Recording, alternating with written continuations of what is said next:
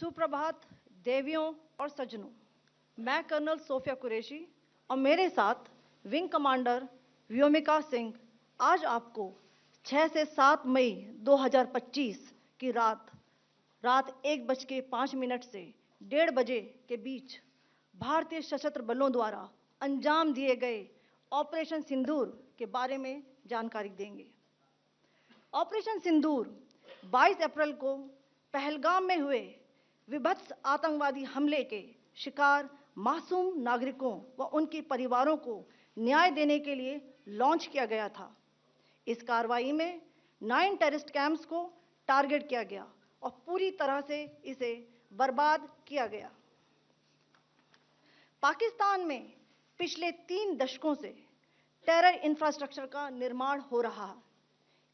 इसमें recruitment, indoctrination centres, training areas व launch pad शामिल थे, जो पाकिस्तान और पाक अधिकृत जम्मू कश्मीर POJK दोनों में फैले हैं।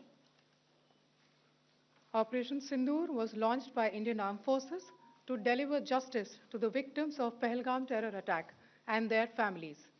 9 terrorist camps were targeted and successfully destroyed. Over the last 3 decades, Pakistan has systematically built terror infrastructure. It is a complex web of recruitment and indoctrination centers, training areas for initial and refresher courses, and launch pads for handlers. These camps are located both in Pakistan as well as Pakistan-occupied Jammu and Kashmir areas. Some of the well-known training camps are located, as you can see on the screen. They are distributed from Savai Nala in the north, counting to approximately 21, ending at Bhagalpur to the south. इन लक्ष्यों का चयन विश्वसनीय intelligence सूचनाओं के आधार पर हुआ ताकि आतंक गतिविधियों की रीढ़ तोड़ी जा सके, और यह खास ध्यान दिया गया कि निर्दोष नागरिकों और सिविलियन इंस्टॉलेशन को नुकसान न पहुंचे। The selection of these targets for Operation Sindoor was based on credible intelligence inputs and role of these facilities in perpetrating the terror activities. The locations were so selected to avoid damage to civilian infrastructures and loss of any civilian lives. This was done with due diligence, and the camps selected for targeting and their engagement will now be shown to you one by one. POJK के target मैं आपको बताना चाहूंगी। सबसे पहले सवाई नाला camp Muzaffarabad, जो कि POJK के लाइन ऑफ कंट्रोल से 30 किलोमीटर दूर है। यह एक लश्कर-ए-तौयबा का ट्रेनिंग सेंटर था। 20 अक्टूबर 2024 सोनमर्ग, 24 अक्टूबर 24 गुलमर्ग, 22 अप्रैल 2025 पहलगाम, इन हमलों के आतंकियों ने यहीं से प्रशिक्षण लिया था। सैयदना बिलाल कैंप मुजफ्फराबाद, यह एक जैश ए मोहम्मद का स्टेजिंग एरिया है। यह हथियार, विस्फोटक और जंगल सर्वाइवल ट्रेनिंग का केंद्र भी था। गुलपुर कैंप कोटली, यह LOC से 30 किलोमीटर दूर था। लश्कर-ए-तौयबा का बेस था, जो रजौरी, पुंछ में सक्रिय था। 20 अप्रैल 2023 को पुंछ में और 9 जून 2024 को तीर्थ यात्रियों के बस हमले में यहीं से आतंकी को ट्रेन किया गया था।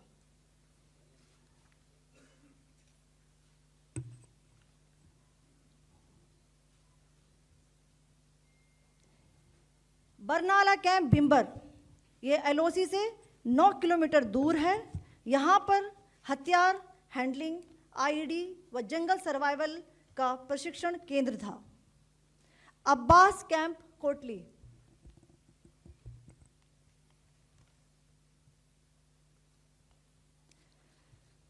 यह LOC से 13 किलोमीटर दूर है। लश्कर-ए-तौयबा का फिदाइन यहाँ तैयार होता था।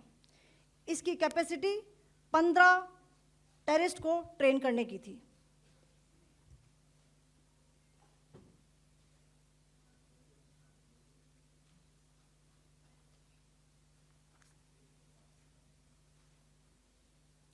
अब मैं पाकिस्तान के अंदर के टारगेट से अवगत कराना चाहूंगी। पहला, सर्जिकल कैंप सियालकोट। यह अंतर्राष्ट्रीय सीमा से 6 किलोमीटर की दूरी पर है, सांबा कठुआ के सामने।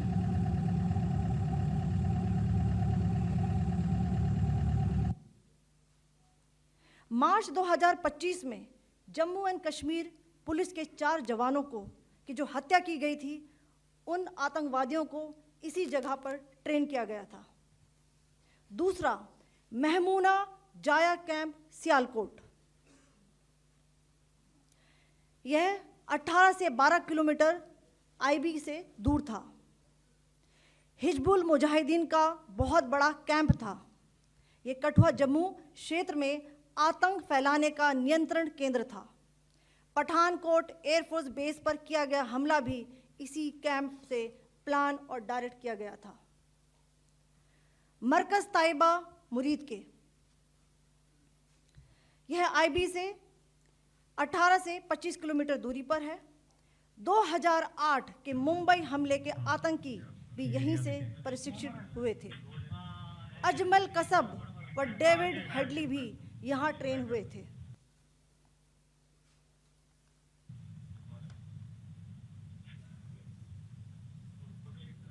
आगे दूसरा आया।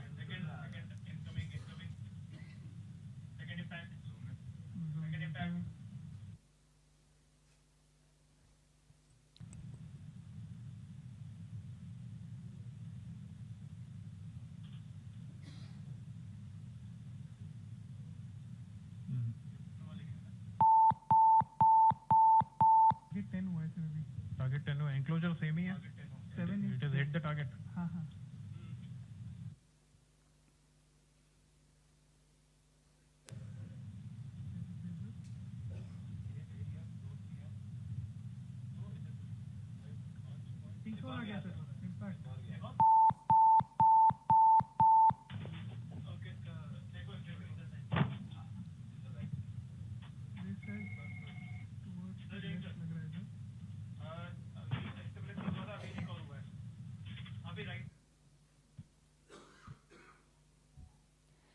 मरकज सुभान अल्लाह भावलपुर, यह इंटरनेशनल बाउंड्री से 100 किलोमीटर दूर है।